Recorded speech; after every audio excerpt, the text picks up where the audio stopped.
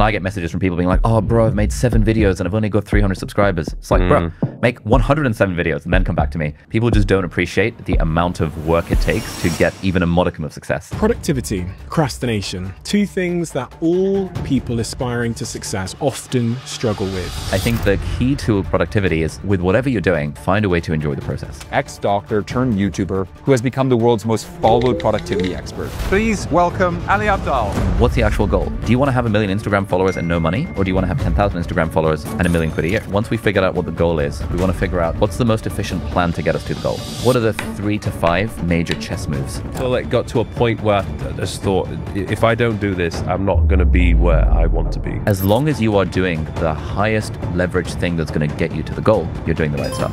What are some of the very basic things which people can do to get on top of their productivity? The way I like to think of it is... What's up, guys, and welcome back to First Things First. We have Ali Abdaal in the building. Hello. Thank you so much for having me. I'm very happy. I'm excited about this one. It's long overdue that we've not met before. Yeah, we're meeting in person for the first time. Yeah. We're doing a pod. Yeah. It's actually one of my favorite things to do when I meet someone for the first time. Because like, if we were just going out for lunch, we probably wouldn't talk about the same stuff in the same depth. Yeah. But this is great because I can just talk to you about whatever I want. I get some fitness advice. We can talk about entrepreneurship and stuff. And there's something about having a microphone in our faces that encourages us to elaborate on things more than we would if we were just going for a walk or having some food together. Man. It's I don't even know if I need to introduce you to a lot of my audience and the people that are listening, because I feel like you have such a big presence online that a lot of people already know who you are. But for those that don't know, you used to be a doctor. You decided that wasn't for you. Yeah. So then you transitioned and started your career. Yeah. Creating content online. Yeah, so I started my online career, I guess, in 2017. That was when I was a final year med student. I went to Cambridge and I was like, set on becoming a doctor and the whole shebang. But when I was at university, I decided to start a business because I'd read the 4-Hour Workweek and I'd heard this thing around like, oh, passive income and you can make money while you sleep and all that stuff. And I looked at doctors who were 10 years ahead of me in their career, and most of them were miserable. And the ones who were having fun were the ones who were working like 2 or 3 days a week. So I thought, all right, my goal is to be a doctor, but to work 3 days a week, because that seems to be the recipe for happiness. And I was like, okay, well, how can I afford to work 3 days a week on an NHS salary? It's like, okay, I've got to have streams of passive income outside of medicine.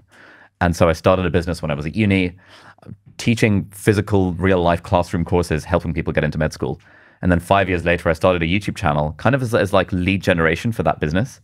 Initially thinking that, oh, if I do vlogs about life as a medical student and do these medical school educational videos, some percentage of people will sign up to my classroom course and rock up to a hotel conference room in Imperial College London to watch me like teach them how to get into med school.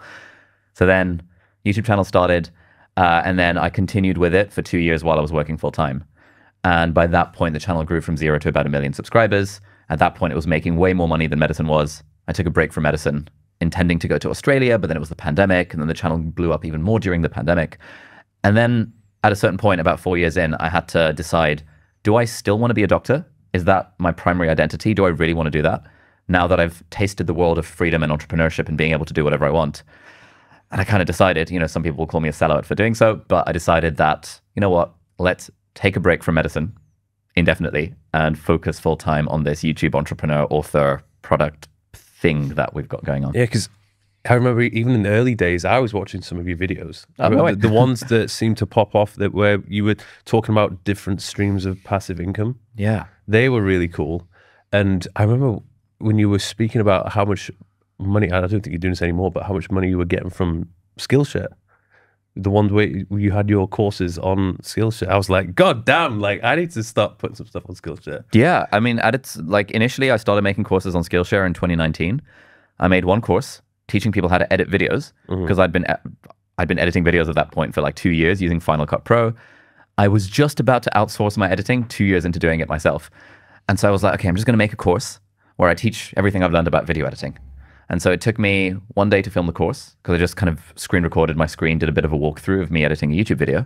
I hired a freelancer for like, I don't know, 300 quid to edit the course.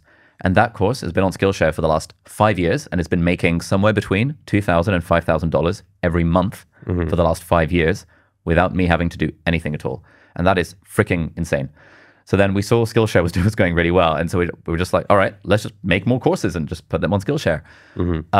At its peak, Skillshare was making us like, I don't know, just under $1 million a year. So about 100K a month from random classes on Skillshare with basically no promotion on my part. As soon as this started to happen, I knew this is not going to last. I was like, this is too good to be true. And I knew that we were too reliant on Skillshare as a platform. So then I was like, okay, we've got to make our own course, do it ourselves. And then like a few months later, Skillshare changed their monetization. So this is no longer the gold rush that it once was. It's crazy to think about it. You imagine just how many people you've helped to set up their own channels and turn, you know, their passion into a career that pays them pretty well. Yeah, I think a lot of people I speak to now, a lot of people, if someone recognizes me on the street or whatever, or at an event or something, a lot of people will say that, oh, I started my YouTube channel because of you. The thing is, if we're being honest, like loads of people start YouTube channels, very few actually manage to turn it into a successful career. And so I'm always interested in looking at what are the factors that separate the people that actually manage to make it from the people that don't really manage to make it. So that's something I'm always looking into. And what do you find is the common pattern? I think it comes down to basically 3 things. One of them is just consistency. Loads of people start YouTube channels and then they don't stick with it because they don't see the results quickly enough. Their expectations are wildly unrealistic. For context, it took me 52 videos and 6 months to get just 1,000 subscribers. And the average YouTube channel with 1,000 subscribers has 152 videos. And I get messages from people being like, oh, bro, I've made 7 videos and I've only got 300 subscribers. It's like, bro, make 107 videos and then come back to me. People just don't appreciate the amount of work it takes to get even a modicum of success. And so I guess it's sort of like with fitness. I've been massively inconsistent with my fitness journey, which is why I'm not as jacked as you are. So it's just the people that stay consistent with it, like last man standing is a viable strategy. So you just got to do it for long enough for it to pay off. I think so. Consistency is number 1. Number 2, the thing that we've really seen, because we've had like 5,000 students go through our course and everything, is that people who are more likely to succeed on YouTube, at least in the educational space, I don't really do entertainment stuff, are people who have some sort of competitive advantage. In my case, I actually started off trying to do guitar and singing videos on YouTube. If you look all the way back through my channel, it's me trying to sing on camera. Completely flopped. I had no competitive advantages. I suck at singing. I didn't know how to play the guitar. I was like, oh, I'm just going to teach myself and stuff. But it was when I started teaching people how to get into med school. That was my competitive advantage. I was a massive nerd. I was studying at Cambridge, so I could make decent videos teaching people how to get into med school. There's someone we had go through our course. Her name is Ellie Jean. She's like a fashion and style consultant for like women. And so she makes videos breaking down Kate Moss's latest style and like how to style a whatever dress with whatever hairstyle and stuff. She's leaning into the pre-existing advantage she has in that she was into the topic for like 10 years. We had this guy called John Coogan, who was the founder of Soylent, which was like the original Huel before Huel was a thing. So he sold that company. And then he was making videos about startups because he'd built and sold a successful startup.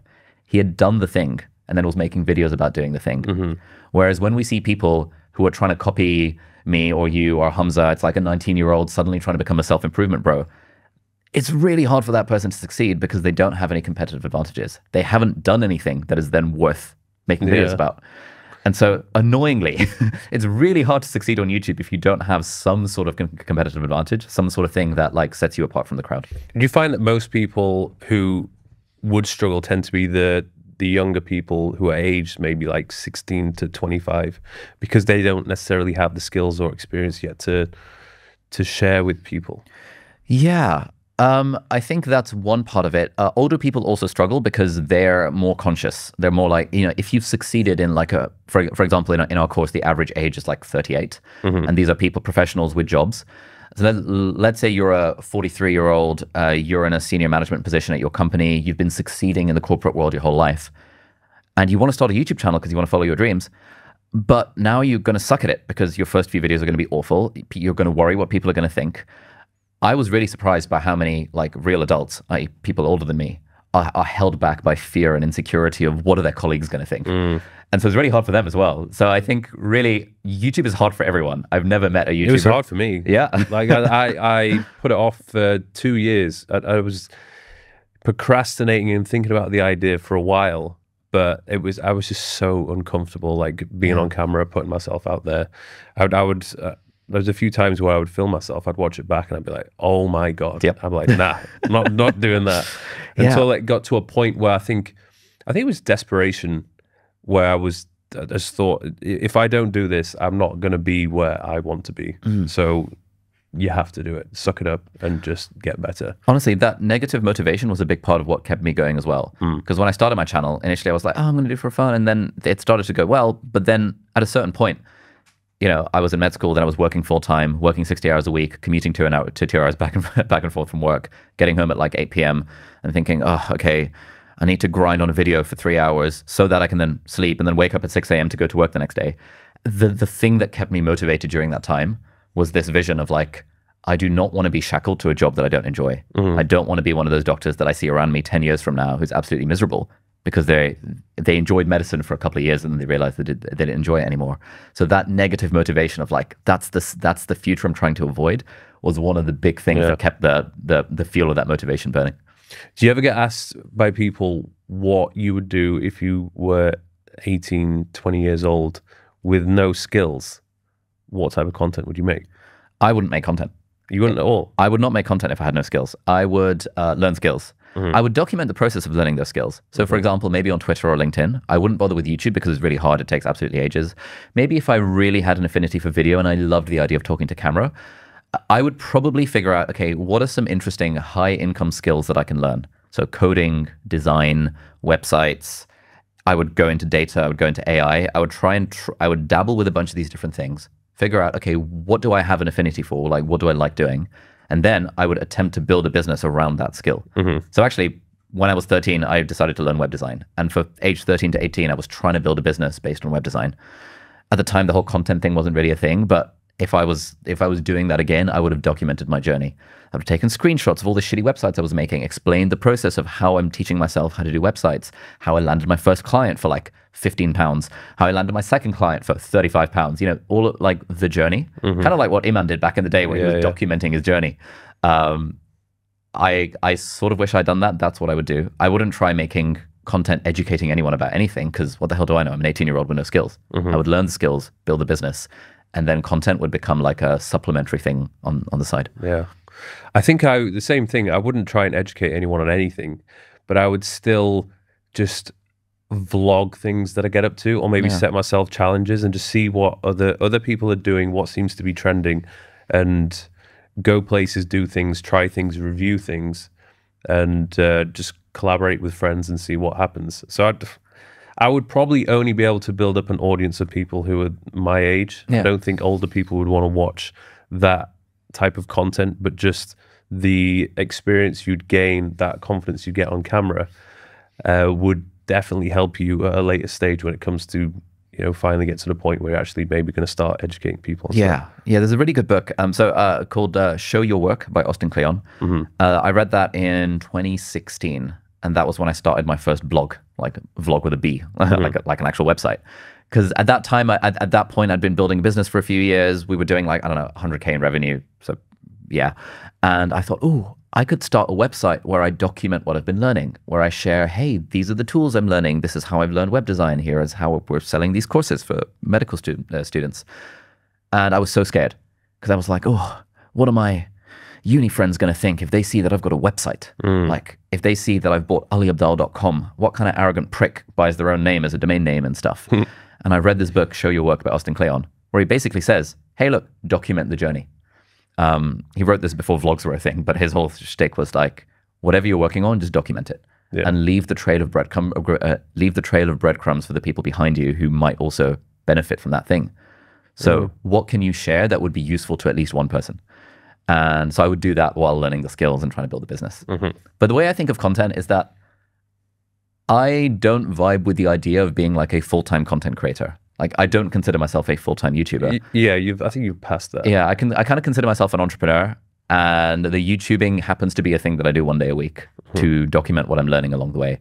I've tried periods of my time where I've been focused on content creation, but I find it gets really hollow after a while, and just talking about a thing without doing the thing starts to get this weird, like I'm making videos about how to be a YouTuber, but the videos I'm making are about how to be a YouTuber, and I'm growing my YouTube channel. And so this sort of weird circular loop. I much prefer to do a thing and then talk about what I'm learning along the way, which is the balance I'm trying to strike. Do you ever get to the point, especially at this stage, where you think, God, I've already made a video about this? Mate, all the time. All the freaking time. I don't know if you have this as well. Well, that's after 2 years of doing fitness videos, I was like, I'm going to do another chest workout. Like, surely I can't just keep repeating myself. And I think that is when I started to venture into different territories, and I started doing more the travel vlogs, more like lifestyle stuff, just getting my personality out there a little bit. There was initial pushback because people were like, well, you don't make this content, like just stick to the fitness videos. But you know, as we've seen, it's got to the point now where people, especially for my main channel, they're there for the vlogs. They actually probably would get bored if I just did fitness videos. So I will still go back to it every now and then because apparently people still like to tune into the fitness videos. Yeah, I mean, I watched your beach body video, whatever it was, like recently, and I was like, oh damn, some good stuff here. I also watched your Marbella vlog, your Iman Ghazi vlog. It's just like it's good stuff. I think now a lot of people watch my stuff because it's an easy watch. Like you can just put it on, like it's laid back. Especially if I'm going somewhere, like when I went to Japan or whatever, people can just tune in and just see, you know, what my experience of that place is, and feel like they're almost there with me. Yeah. So it's good. But the only thing is, videos like that, they take time. You know, doing like a car rally or going to a place on the other side of the world, like it takes time. I've got to take my team with me. And that's almost like especially when I was in Japan, I was just exhausted because every day I was doing something for the vlog. Yeah. I was like, this is probably not the best use of my time, but I need to do the stuff to make the video entertaining for the people that are watching. Yeah. I always have phases where I sometimes do vlogs and sometimes don't. And I run into this problem as well. One question I often ask myself, which I've been asking myself for a long time, is what's the sort of videos I would make if I had 100 million in the bank and I didn't care about making money and I didn't care about the views? Would I still make videos at all? And I think the answer is yes, because I like the idea of sharing what I'm learning. But okay, what does that YouTube channel look like? Well, it's not overproduced. I sit down and hit record. I'm always going to read books and have conversations with people and stuff. So I would just hit record and be like, hey guys, I just read this book. I think it's really good. Here are 3 things I learned from the book. And I would love to do that sort of stuff. And so then I think, well, why don't I just do that? Like, why am I waiting for this theoretical future where I win the lottery? I was speaking to a friend of mine and I mentioned this thing. I was like, oh man, if I won the lottery, I wouldn't care about views. And he asked the question, he asked, what percentage of the lottery have you already won? I was like, oh, interesting. I think I've already won like 95% of the lottery. Like, there's not that much difference between how much money between what I would do if I had 100 million in the bank versus what I do now. Because broadly, it's the same sort of stuff. And by most people's standards, you and I have already won the lottery. We're already doing what we want. We get to live the life of our dreams, where we're making all the money, etc.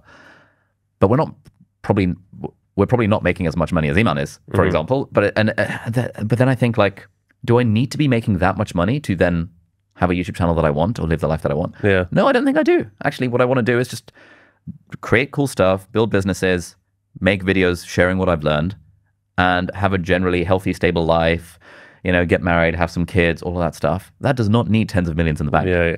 And I keep on confronting this thing where I think a lot of what I do is motivated by this, oh, I need to make more money. And partly why I'm always a bit careful when I watch like Iman's vlogs and even like your one in Marbella. I'm like, oh, it gives me this sense of, oh man, if I had more money, I'd be able to have a lifestyle like that. And I'd have to think, oh, nope. I need to do a lot of journaling to figure out that, no, I'm actually happy with the life I've got. If I had more money, maybe I would do that once in a while, but I imagine it would get boring if every single week was week in Marbella. So how do I live in a way that I'm operating as if I've already won the lottery? Like, these are the sort of things that I think about a lot at this stage. I feel like Mr. Beast is like a perfect example of someone who like has won the lottery and basically does whatever they want to do. Yeah. Like with an unlimited amount of money, which he just spends on the videos, doing the stuff which he really wants to do. But as you said, when you're watching other people, like sometimes I watch Iman's videos and I'm just like, fuck. Yeah, like, that's the next level. Those watches. But it's going to these places and doing these things. It's fun, but I'm sure in your realm, it's not great for productivity sometimes. And that's something which you're quite big on. You've just released a book, which is, what's the name of it again? Feel Good Productivity. Feel Good Productivity. Yeah. So I want to get into that a little bit, because I feel like that's something which I'm trying to optimize. There's certainly lots of things which I need to improve to get the best from myself. What are some of the very basic things which people can do to get on top of their productivity? Yeah, so there's a few different ways of thinking about this. One, the way I like to think of it is, if you imagine yourself in a boat, and sort of your productivity is sort of, you got to make sure you're going in the right direction. And then once you figured out what direction you want to go in, you want to like go there pretty fast, or like efficiently or effectively, or without using much excess energy. So there's a direction component, and then there's a sort of efficiency component. The efficiency thing is the thing that most people focus on. Increasingly, I like to focus on the direction thing. But if we just think about the efficiency thing, one way of thinking about it is, yeah, one measure of efficiency is how fast can you get something done? How quickly can you get through your to-do list? But another measure of efficiency is how can you do the thing without wasting loads and loads of energy? And like the ultimate hack for this, which is kind of what my whole book is about, is finding a way to enjoy the process. I don't really enjoy the process of going to the gym. It takes me a lot of discipline, a lot of grind to get myself to the gym, and I'm still not consistent. I still don't see the results. You probably enjoy the process of going to the gym more so than I do. It's more effortless for you than it is for, you know, me and a lot of people who might be listening to this who aspire to have your physique. You find a way to enjoy the process, which means you're not wasting all this extra energy thinking, oh, am I, you know, how am I going to get myself there? What am I going to do when I'm there? Like, oh, I can't be asked every 5 seconds thinking of leaving the gym, I suspect. So I think the key to productivity is, with whatever you're doing, find a way to enjoy the process. I figured this out when I was growing my YouTube channel, realized I could apply this to my life as a doctor, you know, the day job, realized I could apply it to my life as a medical student. The more you find a way to enjoy whatever you're doing, the more effortless the thing becomes, and the more it becomes a source of energy rather than a drain of energy. I suspect when you go to the gym, you feel energized afterwards. Oh, yeah. Quite possibly. Often when I go to the gym, I feel drained afterwards. And I'm like, oh, the gym is something I haven't yet cracked. Whereas I found a way to make video editing energizing, found a way to make the day job energizing, found a way to make studying for exams energizing. And that's kind of like the whole principles in the book. For me, one thing which I need to do more of is just to sit down and write. Because I can actually write. And the few times when I force myself to do it, I feel like some magic comes out of me. But the idea of sitting down and just looking at a white screen and thinking, I need to come up with something, and I need to stay focused on this for half an hour or an hour, whatever it might be, I just always seem to want to avoid it. Yeah, I mean, same. I've interviewed loads of professional writers now because I've written a book. Almost every writer also has that. So I think it's totally normal. One thing I heard from Ryan Holiday is every writer enjoys having written, not writing itself. Yeah. And writers will do anything possible to avoid having to sit down in front of the blank page. One thing I would recommend for you is an app that we're actually building. It's called VoicePal. It's a ghostwriter in your pocket. So this is how I write now. I hit record, put my AirPods in, go for a walk around Regent's Park, because I live in Marylebone, and I just speak my thoughts out loud into this. And it uses AI to transcribe whatever you're saying. And then it asks you follow-up questions. And at the end of it, you can export it as a first draft of a newsletter or a YouTube video or a book chapter or whatever you want. And that's a great way of getting writing done, but away from the desk. Because I also freaking hate sitting at a desk, looking at a blank screen and thinking, okay, what do I write? And everyone gets writer's block, but no one gets speaker's block, which is why we built that app. It's called VoicePal. You can check it out. Because I've much preferred to, if I'm going to create a piece of content, I'd rather just sit down and talk to a camera. Yeah. But I can't just say what I need to say and improvise. Like I have to have almost written down notes or pre-planned what it is that I'm going to talk about, and then I just check the bullet points or whatever every so often so that I can kind of stay on track with what it is that I need to say. But sometimes when I'm doing a big video or a big project, it just means there's more writing and thinking that needs to be done, which is one of the things which I'm just like, oh no, so I won't do it. Yeah, I mean, honestly, I'm exactly the same. Yeah, that's why I've like my average step count for the last couple of weeks has been about like 17,000 steps. Because when I need to write, I just go for a walk and speak into the app. And it just makes it so easy. If someone doesn't want to use the app, you can just record a voice memo on your phone. These days, you can just upload it to ChatGPT. It gives you a transcript. I think the days of writers sitting on their computer and writing are numbered. There's still a component of that in editing, but at least in getting the first draft out, I've spoken to a lot of people who find speaking it out is more effective than trying to painstakingly write it out. What's your relationship with social media? Like, are you able to do what you need to do when you go on it and not get sucked into the endless doom scrolling? Or do you also have that issue? Oh, mate, I massively have that issue as well. I recently, a few months ago, downloaded an app called Opal, which is like a really good app blocking app. It's like if you use like the screen time on your phone, you can always like disable it. You can always go into your settings and get rid of it and stuff. I had it for Instagram because I set a timer for if I've been on it for a certain amount of time, it would say you've reached your limit, and I'm just every day I'm like ignore. Yeah, exactly. Whereas this app Opal, you can set it on like you can block apps on medium difficulty, which lets you ignore, or you can block apps on hard difficulty, which does not let you snooze it or ignore it, or even if you uninstall the app, it still does not work. It does not allow Instagram to work because it's like works on the level of the operating system. So I realized a few months ago that I was spending way too long watching YouTube videos until 2 o'clock in the morning. So I thought, you know what, let's just cut this off at its source. I downloaded this app Opal. I now set it so it blocks Instagram, Twitter, YouTube, and Reddit from 10 p.m. to 9 a.m., which means I can't scroll at night. And in the morning, when I wake up and sit on the toilet, I cannot scroll Instagram Reels, which is what I would be doing otherwise for like freaking half an hour before like wiping, you know? So now all I can do in between those hours when I'm on my phone is, okay, I guess I'll look at my Kindle app, or I guess I'll look through my highlights from books that I've highlighted using an app called Readwise. And that has just transformed my relationship with social media because I physically cannot access it between 10 p.m. and 9 a.m. That is exactly what I need. Do you notice it improved your sleep? Mate, massively. So I was, we have the same whip. How do you keep yours clean, by the way? I put it in the washing machine. Oh, fine. Yeah, this white band gets super, super dirty. It's like a grey band now. so I ran an experiment on this. My sleep scores were about like 60% when I was like watching this YouTube stuff until 2 o'clock in the morning. Then I used Opal to block YouTube. Scores went up to 80%. And then a couple of weeks ago, I was like, you know what? We're trying to grow on Instagram. It's important for me to post Instagram stories. So I unblocked Instagram from these timing filters. Boom, sleep score 60% again. And then like 3 days ago, I was like, okay, this is a problem. It's not essential for me to post Instagram stories between 10 p.m. and 9 a.m. I'd rather get a good night's sleep. And now the score's back up to like 70 something. So I'm seeing the change in sleep score in real time as I just block the apps that cause problems in my life. And I just think more people should do this. I think the way I think of it is that, Meta and Google and TikTok, they have armies of thousands and thousands of data engineers. I know some of them because I went to school with people who did like ridiculously, insanely intelligent mathematicians when I was working for these companies to try and get us to spend more time on them. Good luck, like with your and my like monkey mind that's been trained through sort of millennia of evolution, not for this sort of environment. There's no way we're going to win against these hordes of data scientists who are trying to keep us on the apps. And people feel like it's, I don't know, a personal failing on their part. Oh, God, I'm such a waste man that I scroll for 3 hours. It's like, you're supposed to. It's literally what these apps are designed for.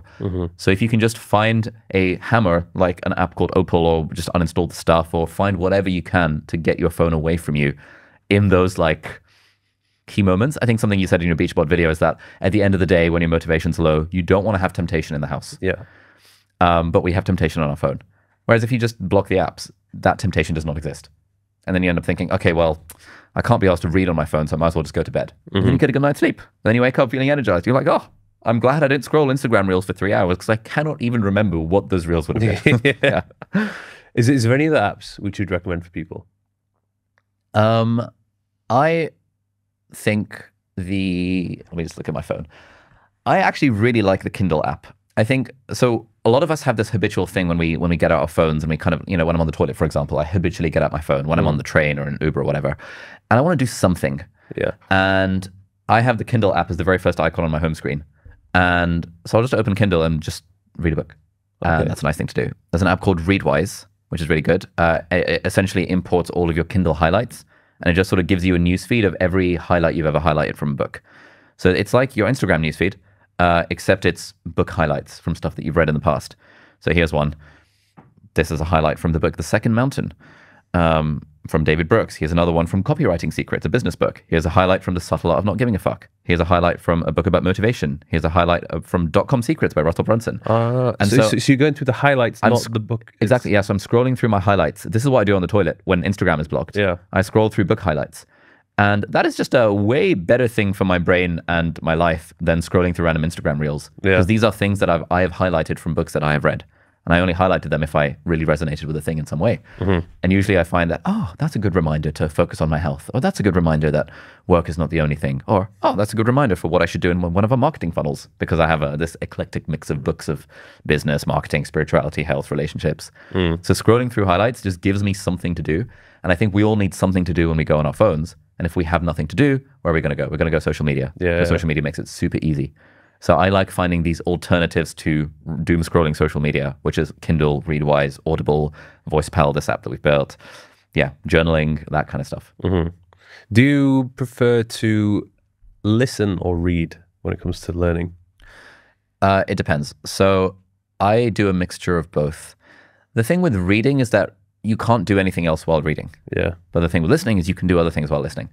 So if it's a book that where I know that like my goal is to take notes and really understand, then I'll read it and give it the time. Realistically, I don't bother with that most of the time, so I'll mostly just listen to stuff on Audible, because I can do that while going for a walk, while getting the steps in, while in an Uber, while on a train, while just like going about the day, doing the laundry and stuff. I'm always listening to some sort of audiobook. These days it's Outlive by Peter Attia, which is a big ass book and quite boring to read because I tried reading it, but it's really nice to listen to because he narrates it. He's a good narrator. It's kind of it's easy to get through. I love listening to stuff. I think I love to listen as well, but I've noticed that it depends what task I'm doing. If I'm doing a really monotonous task which doesn't require any kind of focus or brain power, I absorb what is being fed through my ear. Yeah. However, if I then have to do something that requires a little bit of work or requires me to read something, then it won't go in.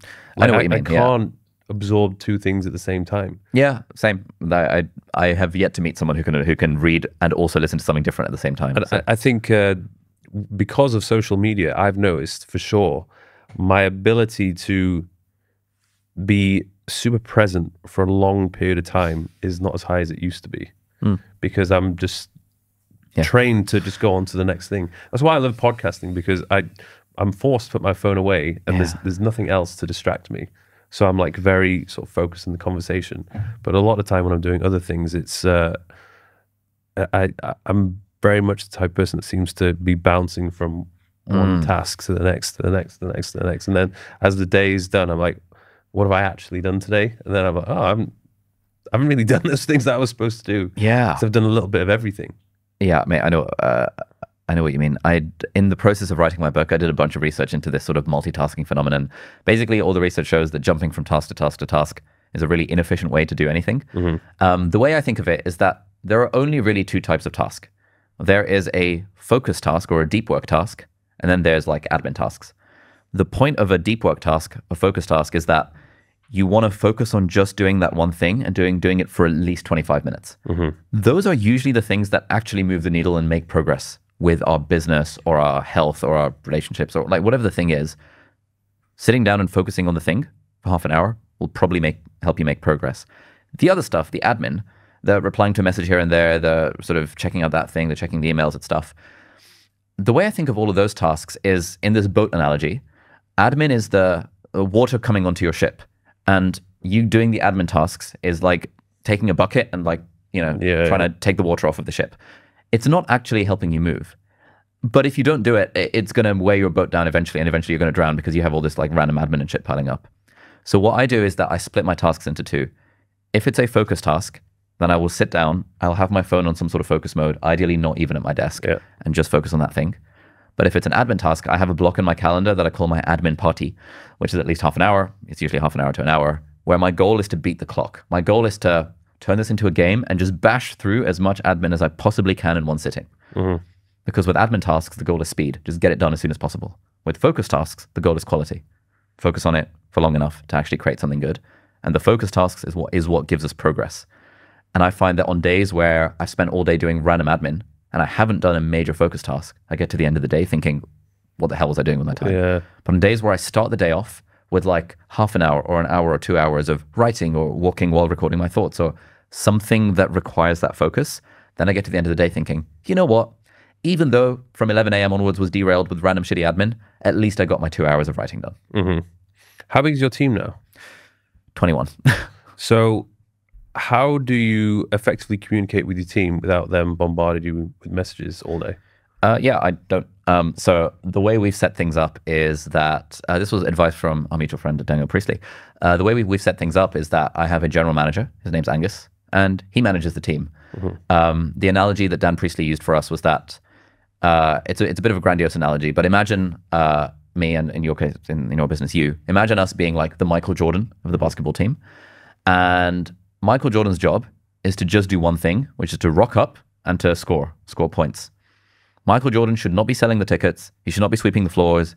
He shouldn't really be interacting with the fans, you know, that kind of thing. His job, his main job for his business, his basketball team, is to rock up for those 90 minutes or however long a basketball game is and score the points. The job of the team is to let Michael Jordan do his thing. Mm-hmm. And so in this model of entrepreneurship, you have your key person of influence, which is me or you in our cases. And underneath that person, you have a general manager. That general manager is sort of like the conduit between me and the rest of the team. And in between me and the general manager, there is a cloud. And everyone, my job is to stay above the clouds and do the thing that only I can do, which in my case is product development and talking to a camera. Everything else can and should be delegated to the team. The team's job is to stay below the clouds. My job is to stay above the clouds. Mm-hmm. And the more I do that, I can ignore Slack for like days at a time because there's really nothing that needs my urgent input because we've set things up in a way that everything is funneled through Angus. And I talk to Angus once a week. I don't really need to talk to anyone else on the team. I do anyway because some of them are based in London and we come out and hang out and co-work and stuff. But I found when I was trying to manage a team of 10, which is what I was doing back in the day, I was spending all my time being a manager. And I freaking suck at being a manager. Yeah. But now that I'm not managing anyone, my time is freed up to do stuff like this, or to film videos, or to think big picture about the vision and all that wanky stuff. Mm-hmm. Whereas the rest of the team does the actual work. Okay. What advice would you give to those people who are starting out, who almost in a sense have to do everything? Like maybe they don't have a huge amount of money. They're kind of limited with time, but they need to kind of get their social media up and running. So in a sense, they're kind of doing the filming themselves, they're doing the editing themselves, they're doing the posting, all the nitty gritty stuff with the upload thing. Like, do you just say you just got to suck it up for as long as you can until you can pay for assistance? Yeah, I mean, that was me for the first 2 years. Yeah. So I was doing that. I was filming everything, editing everything myself, etc., etc. The way I would think of it is that I've got like a framework for goal setting, GPS, goal, plan, system.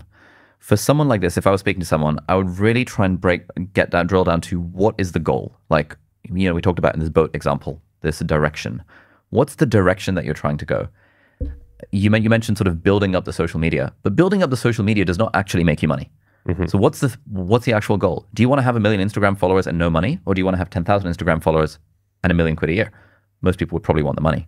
I think most people view social media clout as an indirect route to making money. Mm-hmm. And so if money is the goal, let's just be honest about the fact that money is the goal. Cool. How much money? 10K a month?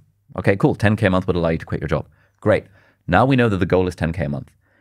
Is grinding out YouTube videos for 3 years really the most efficient way to 10K a month? No, probably not. Could I do some sort of B2B service offering where I charge $2,000 a month to 5 clients?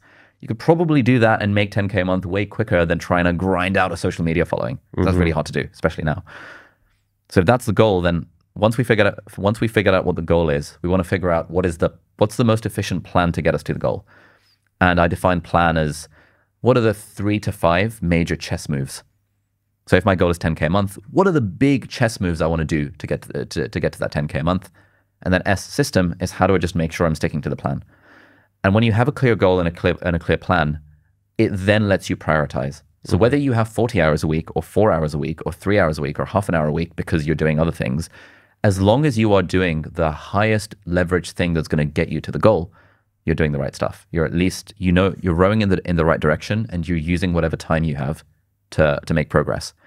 Normally, when I speak to people who are doing this sort of thing, I want to grow my social media following, but I don't have enough time. You realize they're squandering 3 hours a day watching Netflix because they've told themselves the story.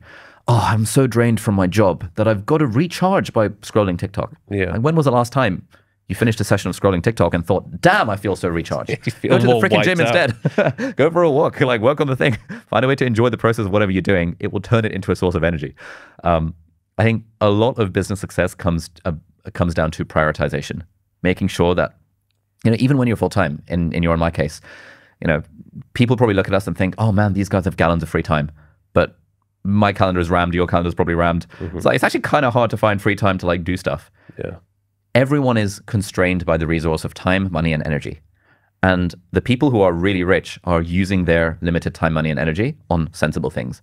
The people who are broke are using their time, money, and energy on things that are less sensible.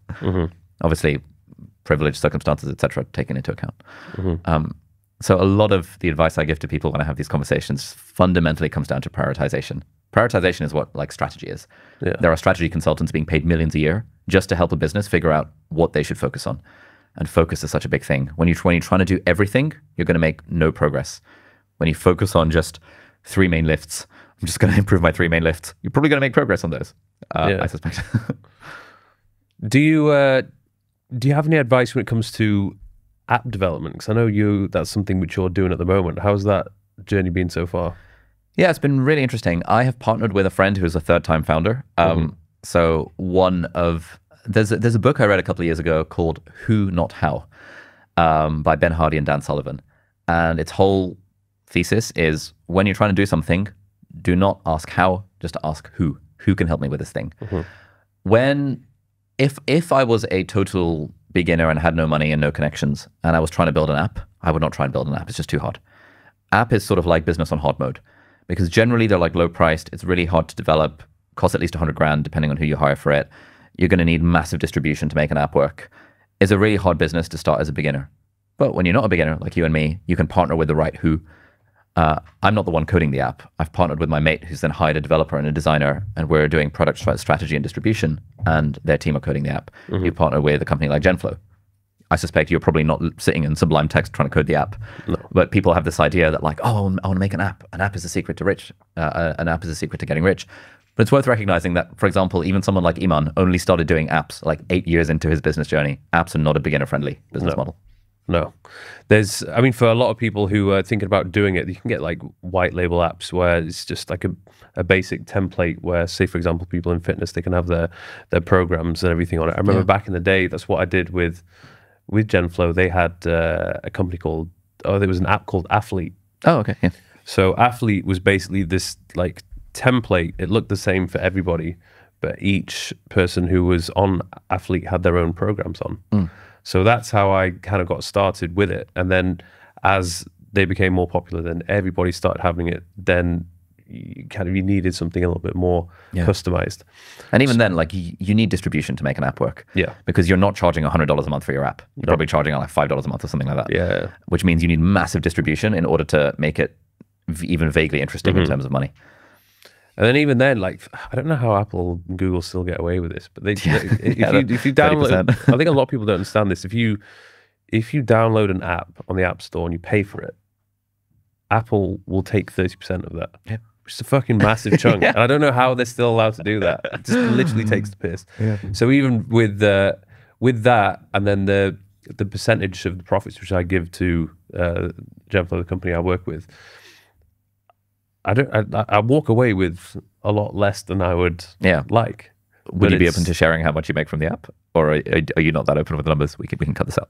It's good. It can vary from month on month, but it's in 6 figures a month. Yeah, 6 figures a month profit. Wow. Well, there's dude, that's so sick. if we take away the cut, which is given away to Genflow, and then Apple, it's probably around 60, 70. Wow, nice. Yeah. Dude, that's so sick. So it's good. It's just that now I just want to focus on scaling it. Yeah, that makes sense. That's one of the things which is the biggest drivers of income and not really a huge amount of overheads. Nice. Yeah, and it's scalable as well because it's software. Yeah. Like it's hard mode as a business model, but once you get it off the ground, then it's like, oh, you can go to the moon with an app. Yeah. You can't go to the moon with a course. Yeah, Courses cap out at like a few million a year. Yeah. Unless you're Iman, in which case it caps out at like a few tens of millions a year. But So yeah, it's a matter of just, because I actually use it all the time, the Thirst app, because I go to the gym. I should download the Thirst app. So it's basically like all the programs which I've designed and follow on a regular basis, and I'm just trying to make it as user friendly as possible. And I think a lot of the time, if you can somehow gamify it and make yourself want to, improve upon your previous week's performance and lifts, it kind of motivates you to keep going. So it's that's something which really is good. But the difficult thing is the nutrition, because the nutrition is very customized. I have a question for you guys. Do you take supplements? And if you do you really know what supplements you should be taking? You see, this is a problem I had for years. I would walk into a supplement store, I would buy loads of random bottles of supplements and just pop pills every day, hoping for the best. But in reality, I had no idea whether or not I should be consuming these supplements. That is where Bionic came into the picture and solved that problem.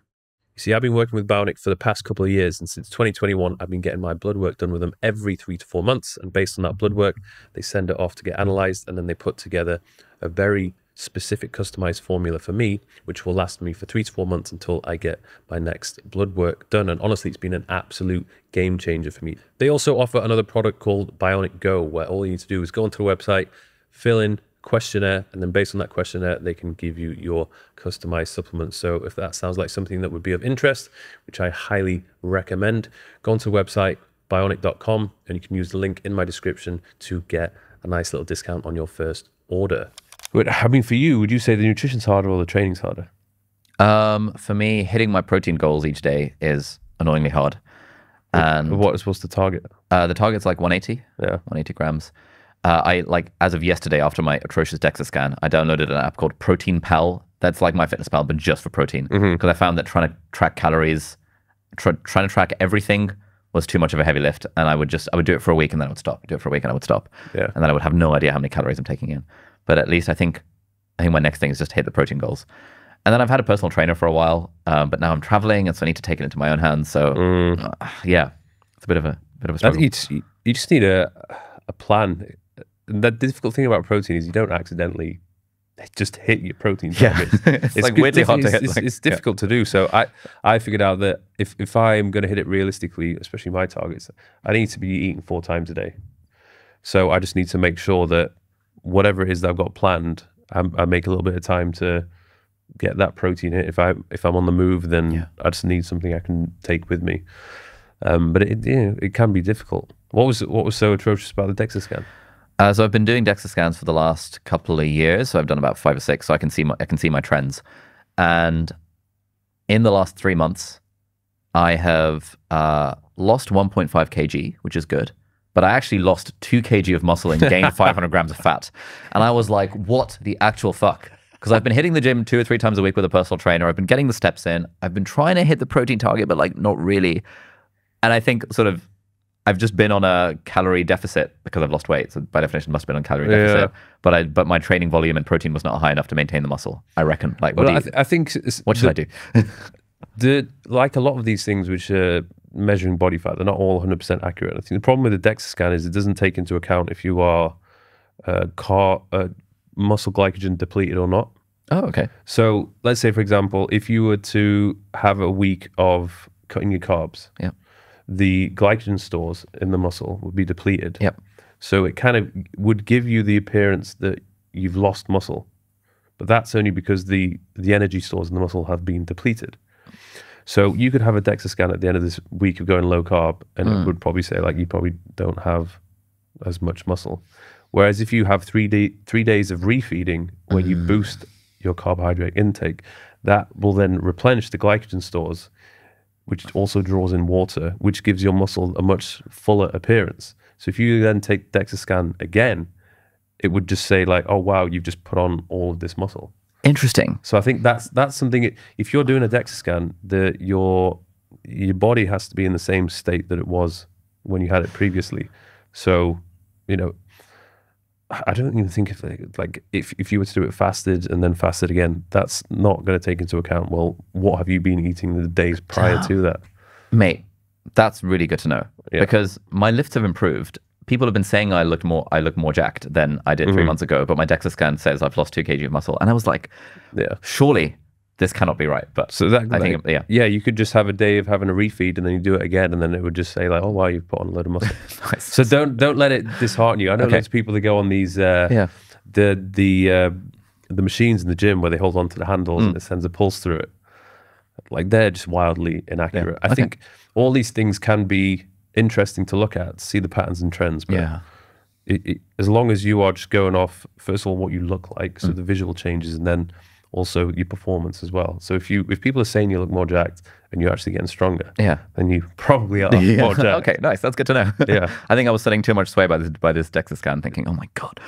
Yeah, because even for me, when I did it, I thought my body fat was a lot lower, and then it came up and said I was like 15% body fat. And I was like, oh, that's more than I thought it was. But is it the actual truth? I don't know. Yeah. So I think we're still very far away from having these devices and all this technology, which is giving us like an actual accurate reading of what it is that's going on. Yeah. You know, I was speaking to somebody before about this. Like, there's all these devices which track your calories, like how much you're burning. But again, these are wildly inaccurate. Like Whoop, for example, if I go to the gym and I do a training session, a lot of times I would say it probably underestimates how many calories I burn when I'm doing weights. Unless I'm doing legs, it seems to be quite good at that, because a leg workout seems to like double the amount of calories which I burn. And it just can't tell like how much weight are you lifting. You know, I go to the gym, I do a pretty strenuous workout where I'm pushing to failure. Realistically, my strain should be a lot higher, because if I'm pushing a significant amount of weight to failure, that is very high strain for the body, but it's only going off the heart rate. So my heart rate is actually quite good at staying low, even though I'm really pushing myself, lifting heavy weight. So it's except for legs, where the heart rate suddenly goes up. I find with legs as well. Yeah. So it's these are all these things which I need to take into account, because especially doing this type of training too frequently, it is strenuous, and I need to give my body days off. Okay, question for you. Should I, based on what you can tell from my body, should I bulk, or bulk and then cut, or cut then bulk, or lean gain, or recomp, or like what's the deal with all this stuff? I'd probably say recomp. Okay.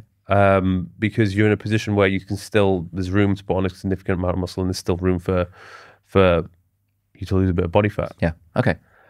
So that means maintaining calories. Yeah. So you need to be eating enough calories for you to actually recover from the workouts and put on muscle tissue.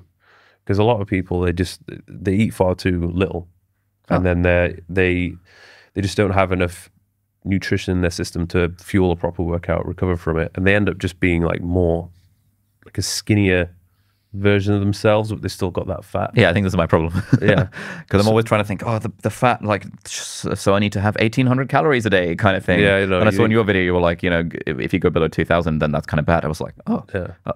How often do you go to the gym? Like 3 times a week. Yeah. So I would realistically say if you do a 4th session, that's going to be more advantageous. 4 times a week now. Yeah, 4 times a week. Are you having a trainer every time? Yes, but I'm about to go traveling and stuff. Yesterday I was researching freaking workout plans. Yeah, so this will be the biggest test, because you could have a good couple of months. Yeah. And then people will travel, whether it be for a few weeks, and then usually during this travel period they just stop. So this pattern of training and then not training, and then training and not training, you're just not. I just sort of flip flop and stuff. Yeah, you just can't build a decent physique. Any tips for training while traveling? Like, how do you think about it? For me, what I do is I always look at the gyms in the area, or I book the accommodation or hotel near to the gyms. And if it's a place where there's no gyms, then maybe I book a hotel which has a good gym inside of it. There's places where I go to, like Italy.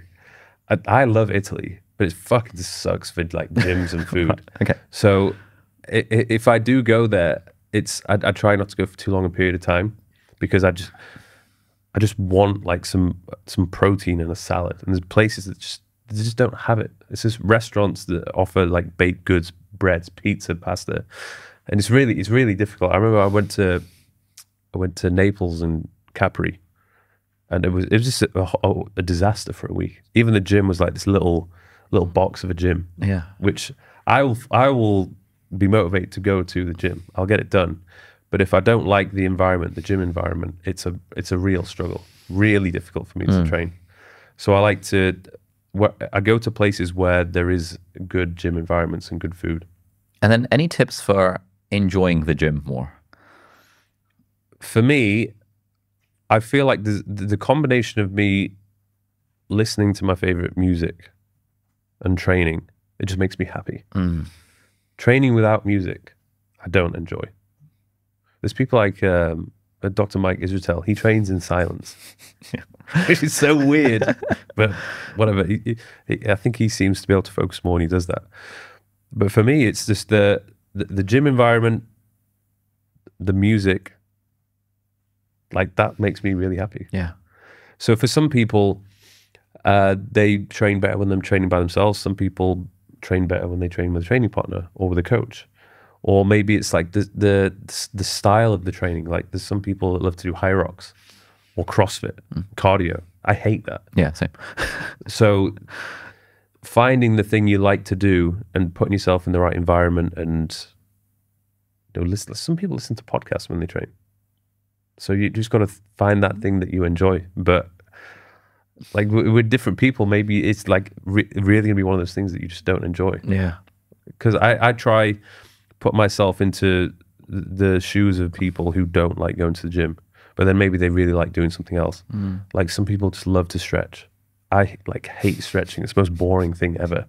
So, it's, I don't know.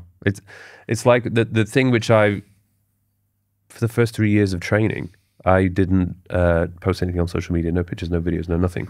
So I was doing it purely for me, and I really loved it. So I think from an early age, I realized this is something which I like to do. And it's just been a pure bonus that I've been able to turn it into a career. Nice. Yeah, I feel like there's a lot of parallels with business as well. For example, if I liked business and the game of business as much as I like the gym, I would be over 100 mil. Yeah, for me, I really like the game of reading stuff and then turning it into frameworks and summarizing the thing, which is what I've been doing on my YouTube channel for the last 7 years. And so the fact that I just like doing that is probably a big part of why I've stayed consistent with it. Yeah. I don't like the game of business as much, but increasingly I'm starting to like the game of business. And I don't like the game of the gym anywhere near enough. And so it's sort of like... What's your thoughts on the education system in the UK? Education system in the UK. I think education system in most countries is, from what I've read about it, more of a daycare facility than it is an education facility. And so a lot of people I know who have are entrepreneurs with money and time freedom and stuff are opting out of the education system so that they can homeschool their kids, or so that they can send their kids to these specialist whatever schools where small classes. They base it on play. They base it on what the kids are actually interested in rather than following the national curriculum. I would be, if and when I have kids, be tempted to do something like that as well. Yeah. What's your take on it? I'm thinking of, I don't know whether to, if I do stay in Dubai, I wonder what it'd be like if I was to raise kids in Dubai. I don't know if I would relocate to somewhere else. It's going to be better suited for them. But as far as I know, it's actually a good place to raise kids. Yeah, there's a bunch of friends of mine who grew up in Dubai, their whole lives, and they are highly educated and very nice people. We were speaking about this before. You're currently in the position of thinking about relocating. Yeah. So depending on when this podcast is coming out, I am thinking of leaving the UK and then potentially either going to Malaysia or Singapore or Hong Kong or Dubai or maybe Austin or maybe LA. There's a few places around the world where me and my partner have been looking at to see, can we imagine ourselves living here for the long term? I think a lot of people that's kind of stuck in one place, particularly London, they have this fear of relocating and trying something new. Is that something which you've felt over the years? I haven't felt it myself, but I've definitely felt a lot of kind of doom and gloom from my friends and family who are saying, but wait, you want to leave the UK, but what about your friends? What about your family and stuff? There's a good book I read by Bill Perkins called Die with Zero. You should have Bill Perkins on your pod. He'd be great. It basically talks about how to make the most of your money in your life is his whole thesis is basically aim to die with $0 in the bank account, because any money you have when you're dead, you've like, you know, you've done something wrong. Obviously, give some to charity when you're young, give some to your kids when they actually need it, when they're like in their 20s and 30s, rather than when they're 68. But his whole shtick was that a lot of people are afraid of moving country and having a whole new experience because they're worried about like, oh, what about the friends and family back home? But with the ease of international travel, and you know, most of us, you know, I live in the same city as a bunch of my friends from school. I see them maybe like twice a year because they live in East London and I live in West London. You know, it's friends of mine who've moved to New York and who come back to London for like 2 weeks will see more of their friends than I will, because those 2 weeks will be concerted on hanging out with the friends. So I think a lot of people are held back by this thing. So I'm trying not to let that hold me back. How's your experience been leaving the UK? The only thing that I've missed the most is family. That's been the big struggle. But apart from that, it's been fine. But I think from an early age, I was, even when I was 17, 18, I was very eager to leave home and go off and do my own thing. Yeah. And I don't think, if you were to ask me where is home, I don't think I have a home yet. I think I have different places around the planet, which I would call maybe a base at a certain point in time. Yeah. But I feel like if I'm in the same place for too long, things start to get a little bit stale and stagnant. And for me, I like to put myself in a different environment, and it just kind of, it can help with the creativity and the process of, I don't know, just getting inspired and motivated to get back on the grind. Yeah. I think one thing for sure, Dubai has helped me with being in a place that encourages me to work harder and level up, because you think you're doing well, but then when you see the people around you in Dubai, it's like, oh, okay, there's like levels to this success. I don't know, many people say that the comparison is the thief of joy, but I feel as though I need that. I don't like being in a position where I'm the most successful person in the room. Yeah. Same thing with being in the gym. I don't always like to be in the gym and to be like the most jacked person in the gym. You know, it's good to be in a gym. I mean, yeah, same. I don't like it either. There's a few of them in Dubai where I'll go to them and I'm literally, I look average. Yeah. And it's good and it's inspiring, but then you can't get too caught up in it, because then otherwise you're never going to be happy. So what's motivating you now then? Like, why do you want to grow the business or grow the following or grow the podcast? I think just so that it encourages me to have the freedom to do what it is that I like to do. And what I like to do at the moment, I think a lot of my money's allocated to travel and experiences. I'm not the type of person that likes to just accumulate things and buy flashy things and materialistic goods. I don't think I ever will be that guy. Don't get me wrong, like, yes, it's nice to have a cool car. But apart from that, I think I'm in a position right now where I have everything that I need. Like, I don't really need much more. But what I do enjoy is going somewhere, having a cool experience, but then like bringing my team with me as well. So I need to be earning a certain amount of money to travel comfortably, because I like to travel comfortably. I like to stay in a nice place. I like to be able to do cool things. I need to be able to bring my team with me so that they can document it. Because I've noticed if I go somewhere that I just don't capture anything, I feel like it's almost like it was a wasted opportunity to create something amazing. Yeah, I do find it is more fun traveling when there's some sort of creativity going on there as well. Yeah. Yeah. So, yeah, because I've been to a few places, had some amazing trips, but I went maybe with a partner, or I just didn't go with my team.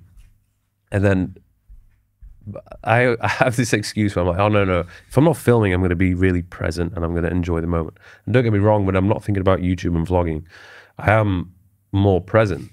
But then at the end of the trip, I'm just like, that was such a wasted opportunity. Like, that could have been a great video.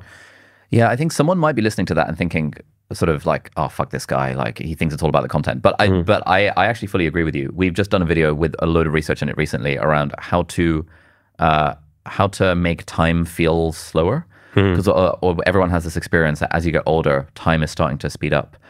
And there's like these two different types of time experience. There's sort of the experience of time in the moment, which is kind of the whole being present thing. But then there's also the memory of the time that you had. And when you have novel experiences that have been captured in videos and photos and stuff, your memory of the experience is actually just way stronger than when you when you were fully present, but you didn't capture anything because you thought, you know what, I'm not going to take any photos. And those memories just sort of bleed into the sort of subconscious edges of our life. And one thing that Bill Perkins says in his book is that we retire on our memories. You know, when we're old and looking back on our lives, it's going to be the memories, it's going to be the photos and stuff that make us feel like, oh, you know, that was a good time. And so one thing that I do a lot of is I have a bunch of different cameras. I've got a camera, I have a camera I can put in my pocket. I've got my phone, obviously, a camera I take around. I take photos like literally everywhere, even on days where the team are just hanging out at my house and we're all just co-working. I'll just snap a few photos. Because then, even now, like I've been doing this since uni. Now I'll go on my Apple Photos every single day and it's like featured memory from 7 years ago. Where I'm like, oh, we look so cute. I'll send it to that group chat. Like featured memory from 3 years ago, send it to that group chat. And it really just makes the experience last so much longer when you've got the memories that you can look back on. Yeah. Have you used that the new, was it DJI camera? Oh yeah, I love it. So yeah, that's I think I've just bought one. Nice. I'm looking to try it out. Oh, it's so great. One of the things which I've struggled with sometimes is if I am traveling or going somewhere and I don't have my team with me, I still kind of want to document it. But back in the day when I used to have like a big camera, the big microphone, yeah, like that would attract, good like arm workout. That would attract. Yeah, first of all, it's a workout, but it would also attract so much attention. Yeah, I know what you mean. Either people would look. I'm not really bothered about people looking, but usually it's just you'd get told off. Yeah, they think you're doing something professional or something because the camera's bigger. Yeah, but if you have a tiny camera, no one thinks you're a professional. So it's all yeah. What piece of kit would you recommend for people who are starting? Just the phone. Everyone's got a phone. But also just that camera, the DJI Osmo Pocket 3. It's really good. I've got it in a little pouch. I've got it with me, actually. It's great. And it's got a little gimbal. It's stabilized. It's really cute. It's really easy to charge, really easy to get footage off of it. You know, I would love like a little mini silent invisible drone that just follows me around all day, every day. That'd be cool.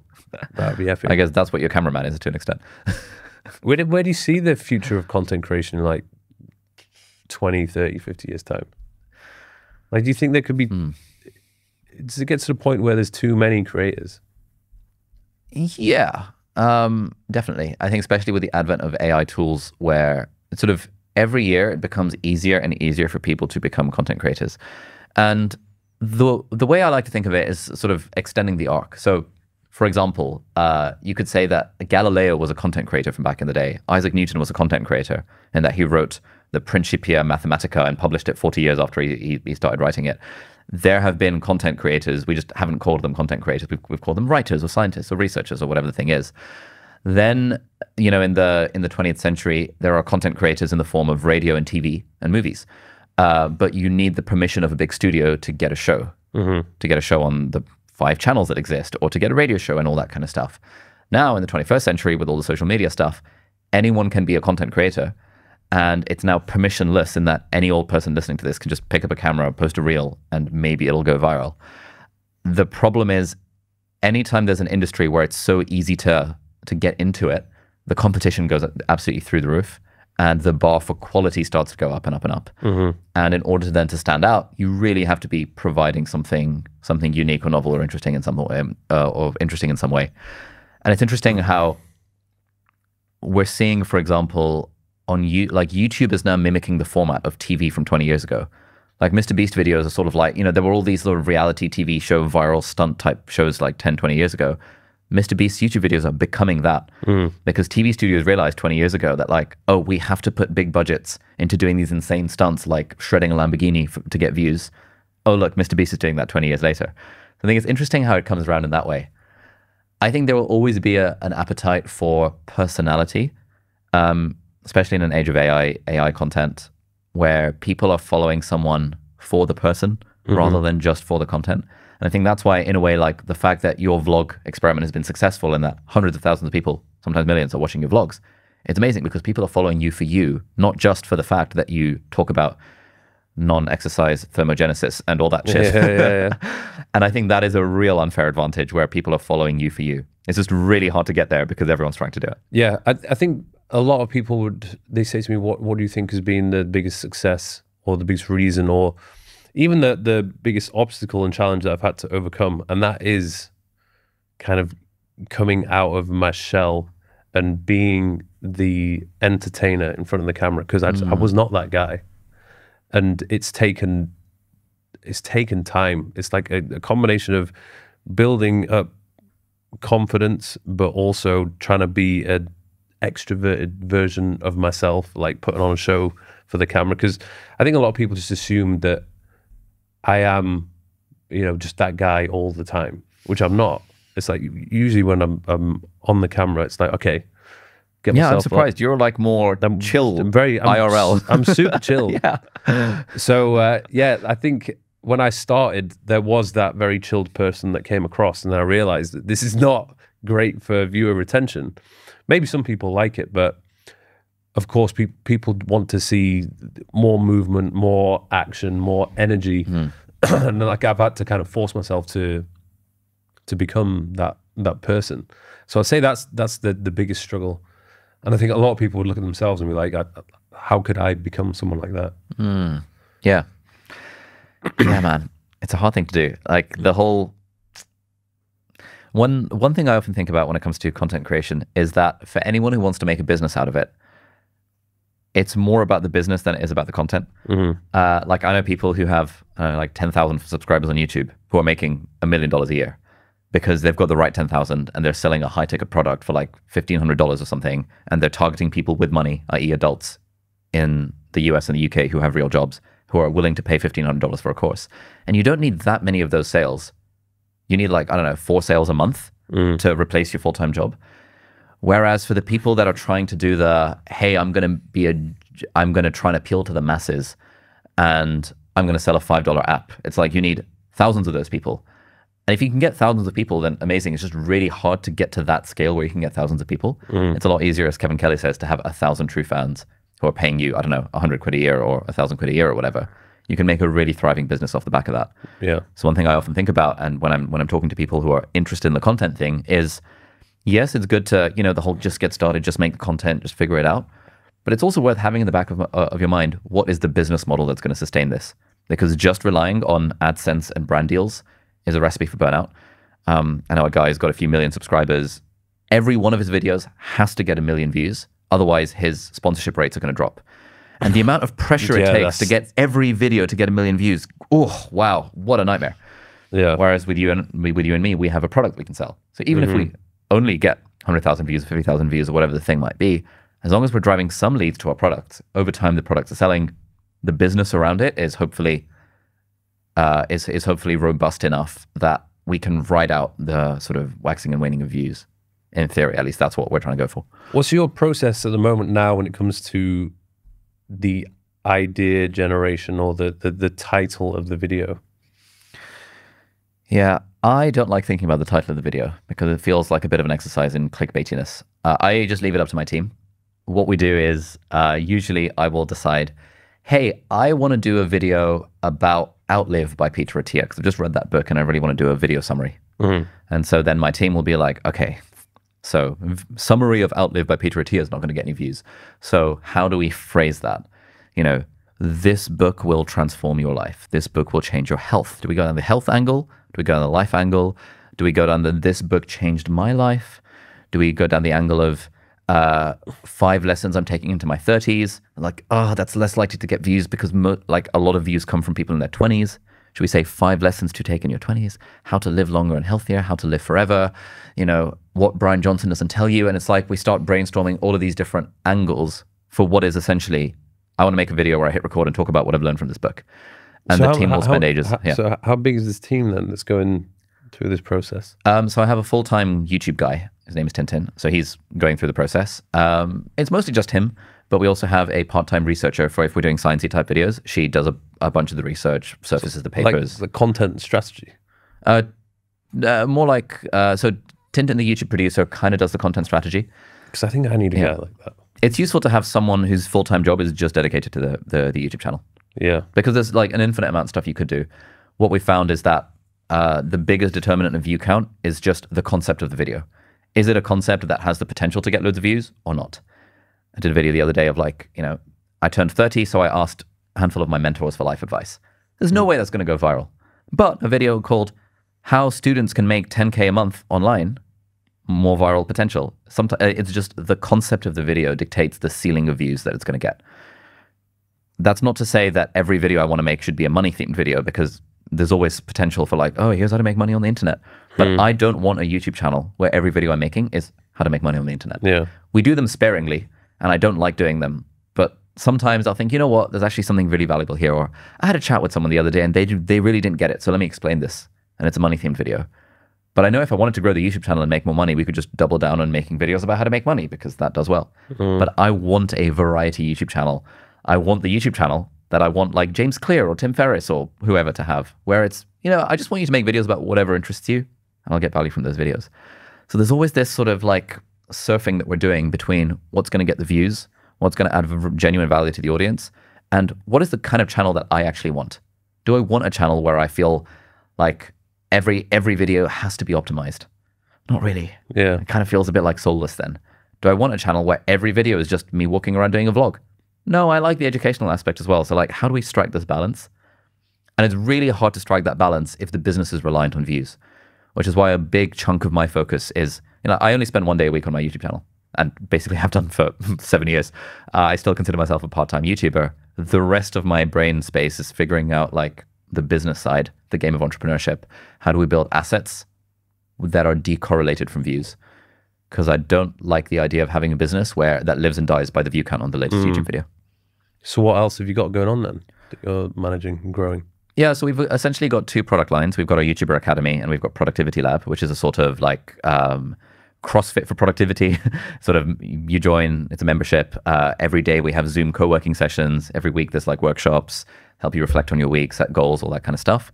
So we've got just under 1,000 students in that. We've got 5,000 students who've gone through our YouTuber Academy. We're trying to grow those 2 as assets that are independent of me over time. And then we've got 2 apps that we're doing. One is VoicePal, which is this ghostwriter in your pocket. Another one is sort of a new type of to-do list that we're experimenting with.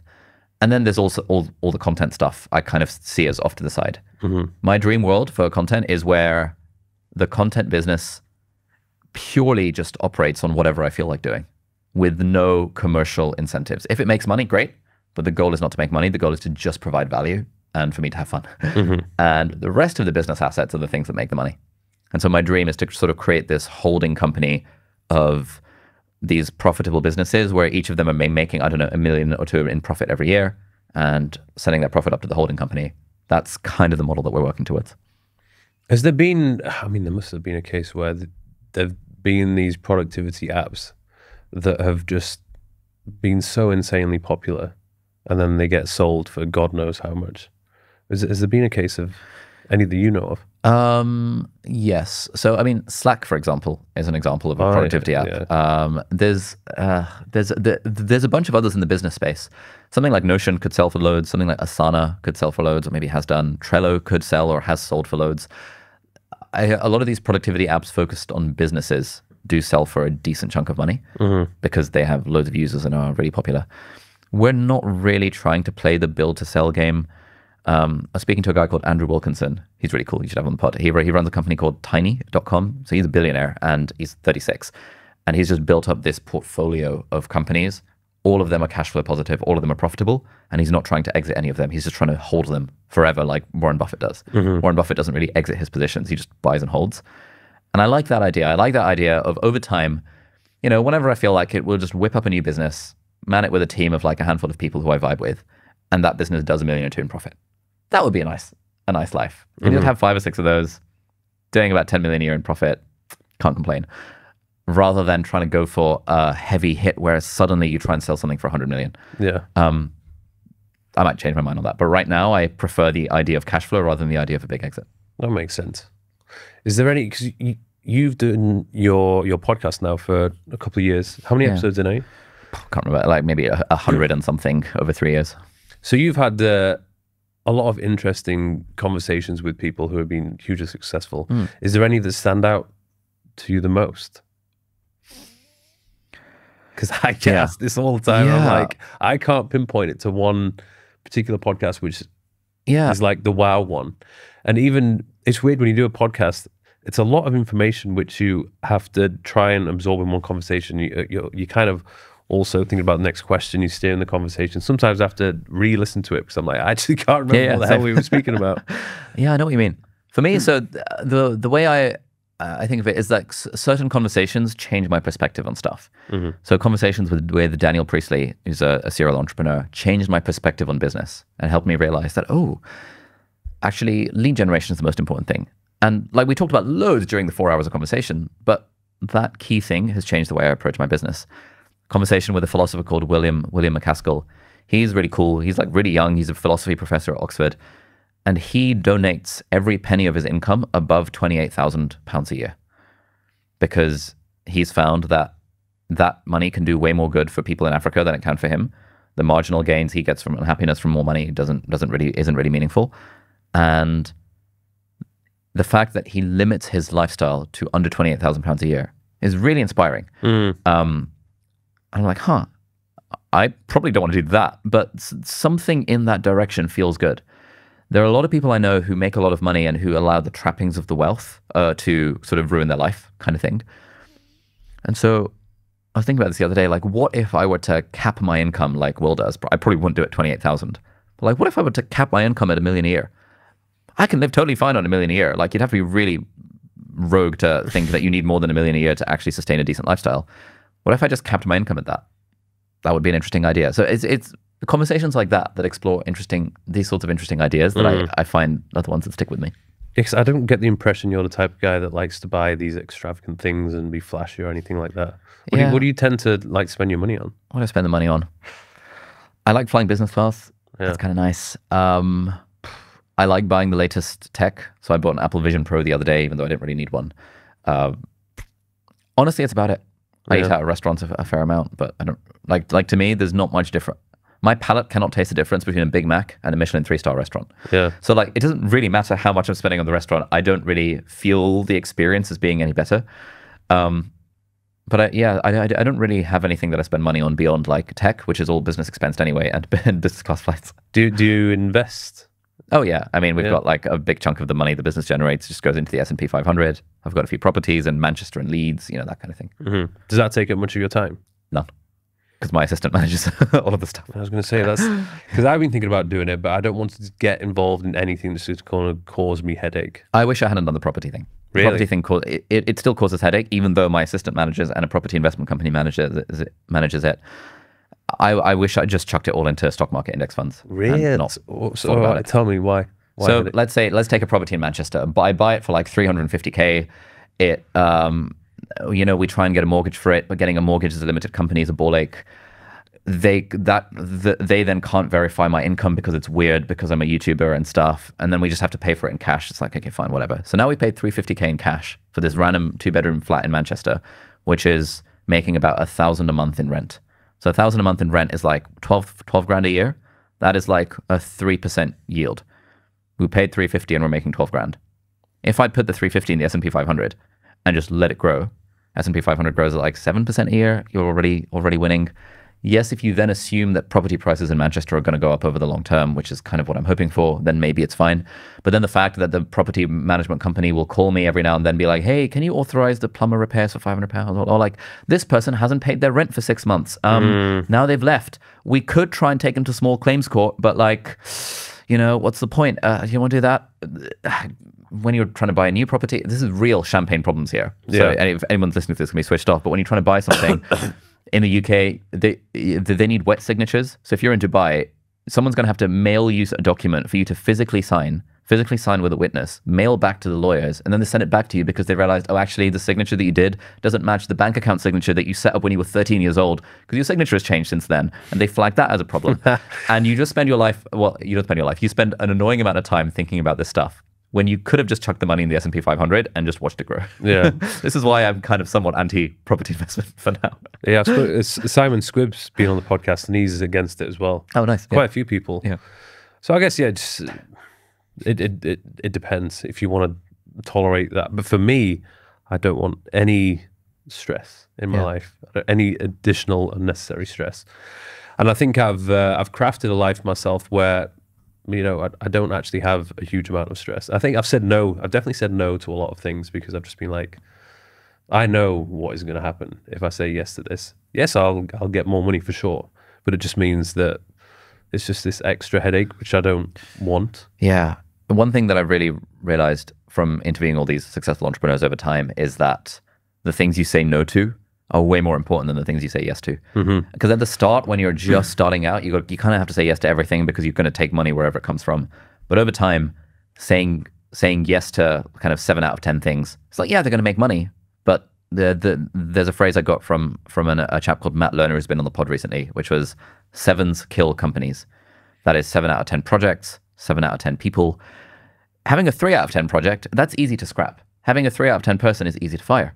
But having a 7 out of 10 person or a 7 out of 10 project where you're like, you know, their heart's in the right place, you know, they're good, but like not amazing. And, you know, perhaps it's my fault as the manager for not giving them the appropriate training that they needed. Or, you know, that project, that podcast that I'm doing, yeah, it's making money, it's getting good sponsorships, we're getting reasonable views, but I'm just not feeling it. It's not a 2 out of 10 because I would have gotten rid of that. Yeah. But it's not a 10 out of 10. It's not 9 out of 10. And increasingly what I've realized is sevens have to be scrapped, have to be cut. And single-minded focus on like a small number of things does way better, does way more than trying to do all of these different things all at once. Because I imagine at this stage with the brand you've built and the following you've built, you've got a lot of opportunities coming your way. A lot of people who want to do business with you, a lot of people who probably want you to come on their podcast or do a collaboration with them. How are you deciding whether or not to say yes to that or not? I have 2 frameworks, or 3. One of them is this idea of hell. One of them is this idea of hell yes or no. If it's not a hell yes, then it's a no. You know, just sort of trying to operate from that principle.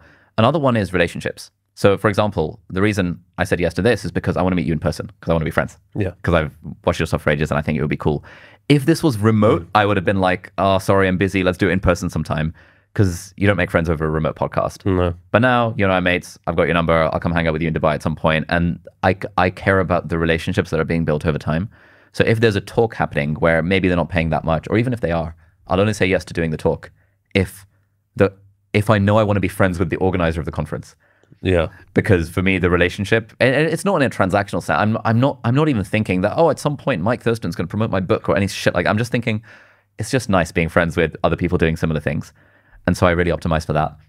And then the third one is like, there is still a money component. Whereas if there is a project on the horizon that looks to have a high likelihood of making at least $1 million or $2 million a year, I'll start considering that. But if it doesn't meet that cut, then it's either got to be a relationship play or it's got to be, oh, this would just be so much fun. Yeah. And that's why I say to so many people, it's important to build up your personal brand and have your socials on point, because a lot of the time, if somebody approaches me about doing something, the first thing I'll do is I'll go onto their social media accounts. I'll check out their Instagram, I'll check out their YouTube if they have one, and see like, is it going to be a good fit, you know, business-wise, networking-wise? Because there's now loads of people who have become successful and they've made money. And it sounds like kind of shallow, but if they don't have their thing going on social media, then I'm kind of like, well, like what's the incentive here? Usually that I like to do something or collaborate with someone who also has their own stuff going on, and then it just makes more sense. Yeah, it does. Yeah, I also increasingly find that the friends I'm making these days are people who have their own stuff going on. Yeah, and it's kind of sad in a bittersweet kind of way, but I feel like I now have very little in common with my friends from med school who are working as doctors. And I still love hanging out with them, but I feel like the sparks are not flying in the same way as they do when I talk to another entrepreneur, another YouTuber, or someone who's doing online stuff. Because what would they be talking about? What would they want to talk about? Medical stuff, or like what's going on at work, or like the junior doctor strikes, or that sort of thing. That's like, work is such a key part of my life, and I guess for yours as well, that being able to talk about work with other people who get it, I find really valuable. Obviously, there are other things you can talk about, like everything outside of work, but I really enjoy talking about work. And obviously, that's harder to do with people who are not in the arena. Do you have a hard time stepping away from it, like having some downtime,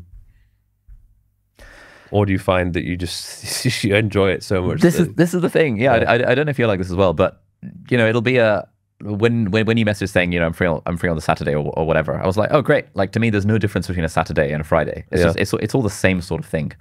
After this, I'm going to go to my mum's place for lunch, and then I've got another YouTuber friend who's visiting London from the US, who I randomly met in the park the other day. We're going to grab dinner. We're probably going to talk about YouTube. Like, it's all, well, work and life just really blends into itself. The way I try and operate is, and like each day I ask myself, okay, what do I feel like doing today? And I'll just do the thing that I feel like doing today. Sometimes it's, oh, I feel like just going for a walk around Regent's Park and continuing to listen to this audiobook. Or I feel like going to the gym. I feel like playing squash, whatever the thing might be. But most days it's, you know what, I feel like working on this area of the business, or optimizing the funnels in this way, or let's work on a YouTube script for that video, or let's work on the next book. And I try and go with what my energy is saying on a given day, rather than being too confined to what's in the calendar. Yeah, for me, every now and then I like taking like a day off. But I find that if I take too many consecutive days off where I've not created something, I've not done a podcast, I've not created a video, I just feel like, what am I doing? Yeah, there's something about creation that's just inherently fun for those of us who do it. I've heard this from like writers and painters as well. Like a day where they don't write or a day where they don't paint feels like less of a joyful day, even though you could call it work. I think as well, because when you do get to the point where you've built a big audience, your audience are like, they're waiting for something. You know, they're waiting for that next video. They're waiting to listen to you or watch you. And if you don't give them that, then I think it's very quickly in today's age to become irrelevant.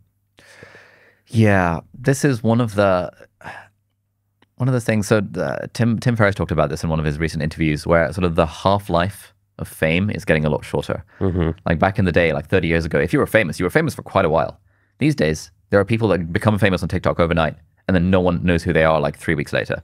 It's like fame rises and falls fairly quickly. And so there is this sense of like the consistency of like audience expectations and keeping the audience happy. But at the same time, there's the balancing act of, you don't want to become a slave to what your audience wants. Yeah. You know, the perils of audience capture, all of that kind of stuff. And I find that sometimes I'll be thinking of, oh, I should make this YouTube video because we should be uploading once a week. And I'll always think, I don't want to think like that too often. I want to think, I want to make this YouTube video because I feel like there's a valuable message to share, rather than my audience wants something, so let me give it to them. Yeah. But it's a hard balancing act, because if I only did what I felt like doing, I probably wouldn't make as many videos. And there is value in the videos, I think, for some of the audience. But it's, consistency versus inspiration is, something that I've never quite figured out. Hate? Oh, yeah. I can't imagine you getting hate. Why would, like... Oh, why? people say I'm a sellout. People say that I just care about money. People say that I'm promoting toxic productivity, because I made a video one time 4 years ago where I talked about how, hey, when I'm watching anime, for example, I like watching it at double speed. And I skip through like a lot of the build-up of stuff and then switch it to normal speed for like the climactic moments and the fight scenes and stuff. People lost their shit about that video. Oh my God, I can't believe, you know, and people hear when I listen to audiobooks at 2.5 times speed. Holy shit, wow, toxic productivity. You're listening to audiobooks at 2.5 times speed? Like, well, it's like I can absorb the thing if they speak faster. It's more interesting for me. But that's the sort of stuff. The thing is as well, like at least you're promoting your own products. Like if you could have gone down the path of promoting other people's stuff all the time, doing like 2 ads in a video, but you're not. You're pushing your own stuff most of the time. I think a lot of people, they just need to go easy on creators. Like they need to make money. They have a team to look after. Even for myself, I'm not wanting more money so I can go and buy more stuff. I want more money so I can go and do more cool stuff. Like if I had more money coming in, I'd be like, right, okay, me and the team, we're gonna go here, and then we're gonna just go and do some more mad videos. Yeah, I did a video, like I filmed it a few days ago, where my team trawled the internet to find the most negative things people could find about me, and I sort of like live reacted to them, which was quite interesting. It was a good experience, and like confronting the ego and all of that stuff. I don't know, I think there are some people that would look at like my life and your life and stuff, and I feel like the only way they can deal with their problems is to sort of throw shade on other people. The people who are actually doing doing stuff, doing interesting stuff, are not the ones posting hate comments on the internet. And it's like that thing that Gary Vee talks about, like having empathy for the person on the other end. That's not to say that all negative criticism is hate. So I don't like to use the word hate necessarily. I think there's something to learn from all kind of criticism. But I'll generally read it, or if I come across it, I'll read it. I'll think, okay, do I agree with this? Do I want to take any action based on it? Usually the answer is no. And then it's like, okay, it's just a cost of doing business. Yeah, I did I think it was in that recent Marbella vlog. Oh no, it was the one before that. It was the Ibiza vlog. First time in a long time I did, I collaborated with a company. It's actually BetterHelp. Oh yeah. And the negativity I got back from that, I was like, holy shit. Yeah. I thought it would make sense because it's kind of like with aligning with my audience and the things that I talk about. I thought like at least, collaborating with a company that helps people with their mental health would make sense. Yeah, they had some like data breach like 2 years ago or something, and then they apologized and fixed it, but people are still like, going off on one. I didn't know anything about it. I was like, holy shit. Yeah. That's always the problem when you're doing the collaborations with other brands, because you don't necessarily know everything that's going on behind the scenes. Yep. So the cost of doing business. Yeah. I feel sorry for the people who promoted FTX back in the day. Oh God, yeah. We were in the process of signing a deal with them, and then everything blew up. I was like, oh, I'm glad that didn't go through. So, what's left in the pipeline for you for the rest of this year? Rest of this year, Getting married. Congrats. Thank you.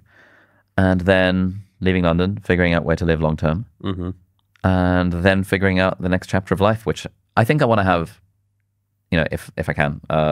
Lots of kids fairly soon. I spoke to a bunch of entrepreneur friends who are mentors of mine who are older, like in their 40s and 50s. And basically all of them said that like they wish they'd had more kids. Or basically they all said they wish they'd had more kids. And the reason they didn't have more kids was because they were focused on their business, or because the timing wasn't quite right, or they left it too late, and then, fertility issues and the whole shebang. So these are people who've had like 1 or 2 kids and they're saying they wish they had more. Yeah, like one of my friends is like 50, no, he's like 49. He's got 1 kid. The kid is like 17 or something. And his biggest regret in life is not having more. Wow. Dan Priestley, for example, is married with 3 kids. He feels that 3 is a good number. So he's like, oh, yeah, why not be get interested cracking? to see how kids will affect your productivity. It'll be interesting, yeah. That's a whole load of new content for you, though. Yeah, I think there's part of me like productivity for parents. 100%. Oh, dude, I should buy that domain name. There's like I feel like there's a book called The Second Mountain by David Brooks, which is really good. It talks about how the first mountain is the mountain that we tend to climb in our 20s and sometimes our 30s. The mountain of success, the mountain of freedom, the mountain of I want the money, I want the status, I want the whatever. And then either you get to the top of the mountain and you realize it's kind of hollow, or you get knocked off the mountain because someone close to you dies, or because you have health problems, and then you realize about the mortality of life. And then you're in the valley of despair. And then you see that there's a second mountain. And that second mountain, while the first mountain was the mountain of happiness and pleasure, the second mountain is the mountain of true joy. And while the first mountain was about, I want to be free to do whatever I want, the second mountain is, I want to trade that freedom for commitment and investing in like a thing, a family, a faith, a community. And a lot of people I know who are in this sort of entrepreneurial world did a lot of traveling in their 20s and maybe early 30s, lived the digital nomad life, did the whole thing. And then they all kind of landed on, actually, I just kind of want to stay in one place. I want to buy a house. I want to have some kids. I want to have that more stability. And yeah, we'll go on holiday, but like we have that stability. And I feel like I'm sort of in limbo between these two, where like I've been living a very first mountain life. And I know that in this next chapter in my 30s, I want to sort of shift into the second mountain, into being like family man, stability, home base, whole shebang, while continuing to do cool stuff, because like, I don't think having kids should stop you from doing cool shit. Yeah. Yeah, man. So that's the stuff I think about. Awesome. Thank you very much. I appreciate you coming on. I know when you got your own podcast, you're kind of less likely to want to go on others. So I appreciate your time today. And it was good to finally meet you. It was great to meet you. Thank you so much for having me. So everyone, go check out Ali Abdaal. Check out his book. Yeah, Feel Good Productivity, available everywhere books are sold. And the courses for people who are looking to start up their own YouTube channel and maximize their productivity. All that stuff. Yeah. Thanks, man. Good stuff. Good stuff.